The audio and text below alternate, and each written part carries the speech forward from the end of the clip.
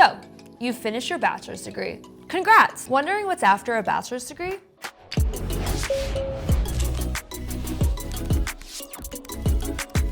If you're looking to continue your education, there are a few paths you could take. Here, we'll focus on the most common path, earning a master's degree.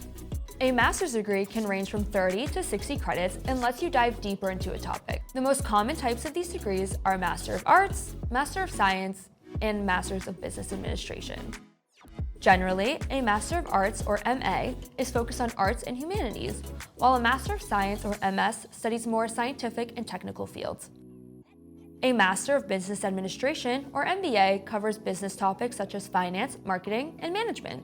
But you might also see more specific degrees such as Master of Science in Nursing, a Master of Fine Arts, or a Masters of Public Health. If you're wondering when to start your graduate program, it's all up to you. Some students jump right into a master's program after a bachelor's degree. Others may choose to take some time between their degrees to focus on getting additional career experience. And if you're not sure whether a master's degree is in your future, consider these reasons why you might pursue one. First, some jobs require it. This all depends on the company, industry, and job title you're after. Second, going to grad school can help you specialize in your field or switch to a different field completely. Third, a master's degree could help you increase your earnings or become eligible for a promotion.